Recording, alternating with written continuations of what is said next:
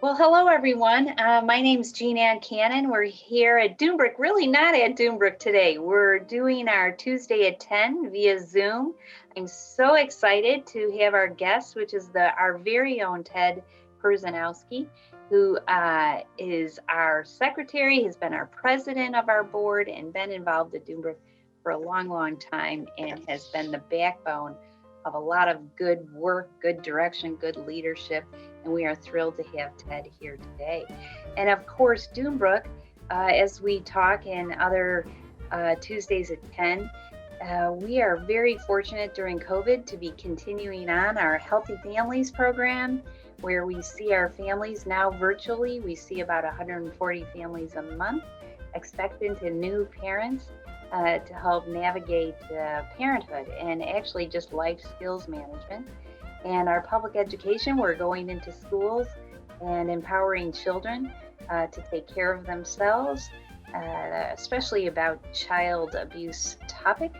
And then the other topic is our Child Advocacy Center, where we collaborate with Department of Child Services and interview children with suspected cases of abuse. And there's no more important time than now that those cases have been able to continue on a one-to-one basis, and we've done that safe social distance. But this month, December, our holiday, Christmas, Hanukkah, all kinds of holidays this month. One of the things we're focusing on and why we're asking Ted today is the giving back, meaning all of us like to give back and help those in need. And Dunebrook does an excellent job for over 32 years of helping parents and children in need. And Ted himself has been so selfless in giving of his talent and time. So we're so excited to have you here today, Ted. So thank you. Happy to be here with you, Jeanne Ann. Thank you. And so maybe we'll just start out, Ted, and tell us a little bit about you and your work outside of Dunebrook to start. Sure. Yeah. Thank you, Jeanne Ann, and it's good to be with you, and it's just good to be with you as part of Dunebrook. I live in Shoreland Hills in Michigan City, the northeast side of Michigan City. My husband and I have lived in Michigan City for 18 years. And this is our home. We consider this home completely. We are here full time. We did move from Chicago, but Chicago is the place we visit now. It's not a place we consider that we live in any way, shape, or form. This is our home. And I have a private practice here, a counseling practice in Michigan City. And my clients are just such a privilege for me to work with. And because of the COVID crisis, everyone is meeting with me by phone. I haven't seen anyone in person since March 11th. But people just humbled me greatly by continuing to do the work that they do with me. And although my base is here in Michigan City, I have clients in 15 states and 4 countries. So I enjoy what I do very, very much. Yeah. Oh my gosh. And we know you're very good at what you do, Ted. Now, if someone was interested, Ted, in talking to you about even considering seeing you as a therapist, what would they do? How do they contact you? Well, I have a website. The name of my practice is called Talk to Ted Inc. Talk to Ted Inc. So just to Google talktotedinc.com, and contact information is there, and a little bit of explanation of me and the work that I do, which would make it very succinct for someone to find that information. For people who have access to the Beecher, which is a local neighborhood weekly paper, I have a business card size ad in there that people can find as well. So great. Because as we all know, this is a really challenging time for people. And I think more and more people are feeling okay about reaching out, and all types, if you would, the gamut of problems that can be severe or seemingly mild. Yes. It's okay to go see a therapist like yourself. And yes. You are fabulous and so good at what you do. And we're fortunate to have you in our community. But maybe moving on a little bit is your relationship with Dunebrook. And how did that even start so many years ago, Ted? Well, it started, Jeanne Ann, because even though I've done my private practice for 41 and a half years, For a chunk of that, I worked in corporate America while keeping my private practice going evenings and weekends. And I had a number of positions sort of in the training and development field in corporate America, part of which was training managers how to coach and counsel. And so as part of that, I did a lot of organizational development work. And so I did a couple of pro bono workshops for the Dunebrook staff back in 2009 and 2010. And from that, got to know Dunebrook, got to value Dunebrook, and then I was invited by one of your predecessors as executive director, Diana Dibke, to join the board. And so I joined the board in January of 2011, and so I am here on the board right now. Oh my gosh, Ted. And can I just say thank you? I mean, you have given us such great guidance with the strategic plan and just the way you see things and the board. Can you tell us a little bit about the board in case anyone's listening to this, Ted, Yes. that might be interested in joining the board, what it's like? Because as we all know, there are some boards for non-for-profits that are not so successful or have a lot of challenges, but our board is pretty great. And Yeah, our board is exceptional, and that's why I've stayed on for 10 years. I want to just give a little caveat about the length of time I've been on, because if other board members watch this, they know that the real tenure for a board member is 1 3-year term, renewable for a second 3-year term, and then you take time off, and then you can always come back. But the reason my 10 years have been consecutive because I moved into a leadership position toward the end of my second 3-year term. And so then once you move into a leadership position as one of the officers of the board, then those 3-year term limits shift a bit. So that's why I've had a 10-year consecutive run on the board. There are so many people that contribute their time and energy to boards. And yet I think many of us know sometimes someone is on a board and it may be more about them being on the board than about the organization that they're serving. And in my 10 years, and I don't say this glibly or lightly, in my 10 years on the Dunebrook board, Jeanne Ann, it has been a remarkable experience of people who are there in such a selfless capacity. Yeah. They are not there so that people can talk about them being on Dunebrook's board. They're on Dunebrook's board because they want to help Dunebrook and they want to talk about Dunebrook. Right. So it's truly been consistent in the 10 years. And I mean, I just want to mention some of the people because I won't even go through all of them that I've known in this 10 years, but our current board, Adam Konechny from Dunedin Media, Dan McKibben from the Valpo School System, Jenny Lee Haynes Peterson from the Economic Development Corp, Jill Craig, a longtime community member, Krista Laux from Horizon Bank, Ann Rissman from the LaPorte County Services, Sarah Jones, the Chief Nursing Officer at Franciscan Health, Sarah Konechny, one of our prosecutors in LaPorte County, Tom Powley from First Source, our Wendell McCullen, the Assistant Superintendent of Michigan City Area Schools, is part of us, and our terrific president right now, Tony Gillisey.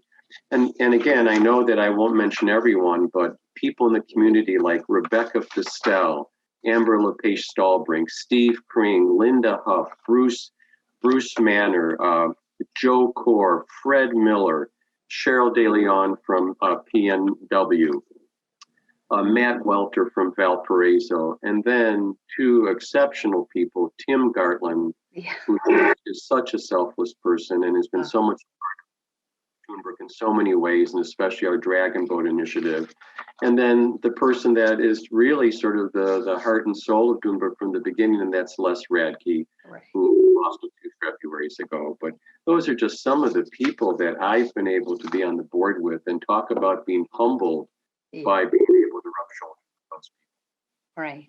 Oh, thank you, Ted. And thank you for mentioning their names because it really is, it is an honor. When I talk about my role at Dunebrook, the board is just fabulous. And not only for you as members to network with each other and know about each other's work and what you do, but just what you said, they bring such talent and leadership to the guidance. And again, just real quickly, because I want to talk about some other things, but as far as time commitment and how because I know your life is very busy with your work and outside.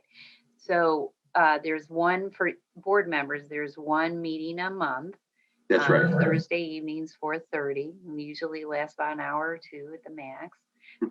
The other thing are 2 events that they participate in a year Right. as far as fundraising.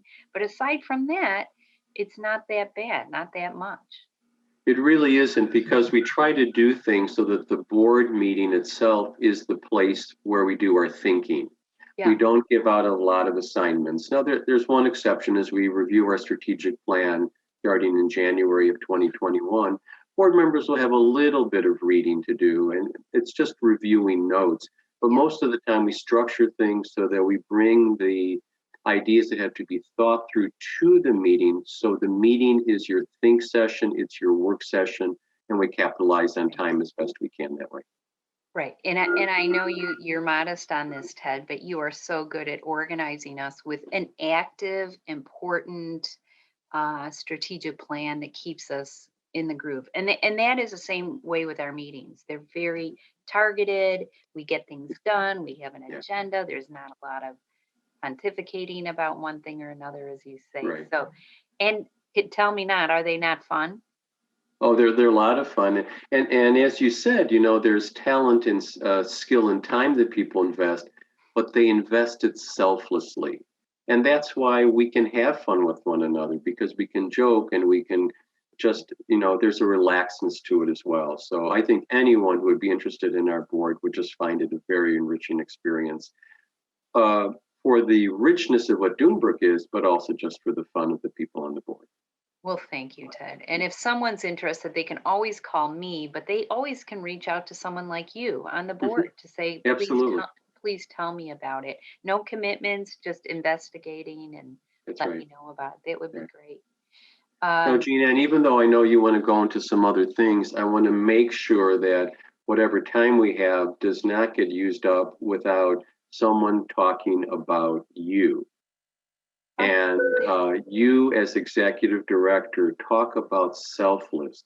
Talk about someone who has the mission of Dunebrook as a passion in her mind and her heart.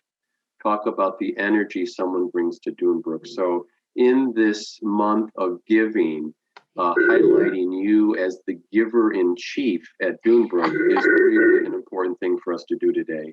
Oh, Ted. Because we're pre-recording this because of various situations in my schedule, which I really appreciate your doing. What I just said cannot be edited out of the presentation for Tuesday, Ted, well, December 8th. first of all, thank you. Do I owe you cookies for that, or what's the deal? You do, yes, okay. You do. Yes.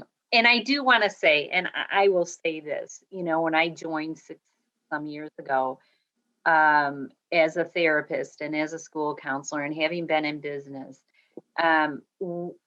everyone knows that what we do at Dunebrook works. We significantly change people's lives for the better. And the reason for that, what I found as a school counselor, and this is where my passion lies and gives me the oomph to ask for money and do one thing or another, is that there's a lot of people that are out there struggling. We all struggle, the walking well, emotionally and physically and whatever.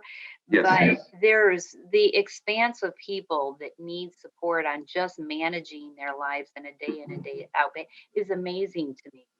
So to have this organization that works very hard in funding, mind you. I mean, there's state funding, there's our grant writing, and then there's the fundraising. Yes. But the fact that we have these programs that are free for people in need is really fabulous. Yes. And so that's where my passion lies, and that's where I get it, and that's where we all feed off of each other in these board meetings, because it's a lot. It is a lot of work. It's a lot of work internally for our staff of 28. It's a lot of work for all you, but we know it works. Yes. And that is that not, in the big picture, what it's about. And Jeanne Ann, whether it's, the government grants or foundation grants or fundraising that we do, and the generosity of people and companies in this community, it's an unfortunate reality that we have to work so hard to find the funding to do good. Right. And yet that's the reality. And that's why our board members and all our contributors are just, beyond words important. It is. And maybe we should talk now, Ted, because we are coming up on time and I don't want to go over for you, but there's two ways to give. We did have a good Giving Tuesday where people give diapers and child stuff on December 1. We have a Yes. depot that when parents learn new behaviors and practices, they get points. So it has to be earned, and then they get Yes. diapers and they come into our depot. That's one way to give. The other is our auction, our holiday auction. There's some great items on there, and it will be on the screen, but it's called www.biddingforgood, biddingforgood.com, BIDDING/Dunebrook. And that's where you can find our auction in December. And that will go to December 10th. And then you can just do the old fashioned way and send in a check, or you can even text holiday 20 at 41444. So that will all be online. You can access that at our website and during these things. So, and lastly, Ted, I guess I would ask you, and we could talk forever, but you giving back, because you do work, you bring your business skills that have really given us structure and really a springboard to us moving consistently forward at Dunebrook from a business standpoint and an empathy standpoint. But what would make you say, for people listening, why should they give to Dunebrook? And what is the feeling you get really personally from doing what you do at Dunebrook? You know, it's amazing in the LaPorte County area and in Porter County as well, the number of initiatives that exist to help individuals, families, couples, people of all ages, the young, the elderly, everyone. It's amazing how generous our whole community is. But what is critical to me about Dunebrook and why it is so special to me is whatever a child's experience is of being herself or himself, whatever a child's experience is of being herself or himself stays with them their entire life. And so through the parent education, through keeping children safe, through the Child Advocacy Center, and through the Healthy Families Program, we are helping to assure in every way we can that children, as they begin life, have the best sense of themselves and of being alive possible. Whatever is planted in us as children stays with us forever. And a lot of what happens in our adult lives is sometimes having to reprogram some of that. But if it's programmed right to begin with, what a gift is given to an individual. And, you know, by default, what a gift is given to society as a whole. So that's what inspires me about Dunebrook. Right. Well, thank you, Ted. Thank you. Really, thank you for all that you do and that passion that you just mentioned, which is to have the insight to realize that, number one, and for us to teach that message, that mission, that passion to our clients, number two. Yes. And then to show the community, one, that there is a need. Mhm. I mean, we had 420 interviews of suspected cases of child abuse last year, and that's just the tip of the iceberg. That's just what we end up finding out. Yeah.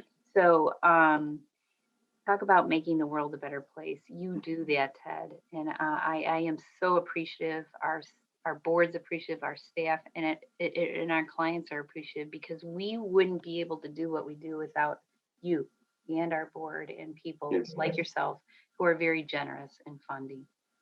So I guess our final words would be give, to give to Dunebrook, give to any other non-for-profit in the community that makes a difference. And we're pretty proud because we know we make a difference. And I think and the giving, Jeanne Ann, really is to help a child feel good about herself or himself, to feel safe in the world. That's what the Giving to Dunebrook is all about. Yeah. Oh, that's beautiful, Ted. Thank you very much. Well, thank you for letting me be part of this today, Jeanne Ann. Thank you. You were great. I knew you'd be great. So anything else that you're thinking of, Ted, that we haven't touched on that you want to mention? Just one thing very briefly, if I may, and then you just, put up the timeout sign when you want me to wrap up. Oh, we're good on time. We've talked about the board members present and past. We have talked about the generosity of people and corporations, individuals, the teams that have been part of Dragon Boats. I just want to mention them very briefly.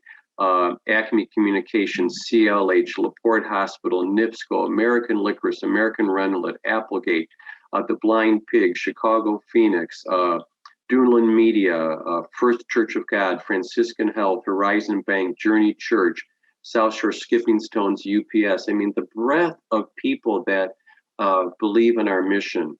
But the people that believe in our mission more than anyone are the members of the staff at Dunebrook. Oh. I don't think that the community as a whole can comprehend when our staff go into homes. They don't know what they're going to encounter. They don't know what level of hospitality or what level of non-hospitality they're going to face. What is the situation in a family, in a household, in a marriage between parents and children? And so our home visitors have to take every single visit as a unique experience, and what they invest and how they put themselves on the line. I mean, there are a lot of people to be inspiring, but there's no one more inspiring than the members of the Dunebrook staff itself. Oh, Ted, thank you. Thank you. And that is so true. And when we get surveys back, our client surveys back, oftentimes I'm in tears at my desk reading those because Yes. they're so powerful. For just what you're saying, they develop a level of trust with their clients, and the clients don't feel judged. Yes. And it's not what we, the home visitors, think they should do, but it's what they think they should do or what they Yes. want, and they set their goals. So right. You hit it straight on, Ted. Thank you so much. Thank you, Jeanne Ann, for today. All right. Thanks. Well, Ted, And thanks. happy holidays to you and the Happy staff and your family. Yeah. Thank you so much, Ted, and we will see you soon, okay? Thank you. Okay, thanks. Bye-bye. Bye-bye.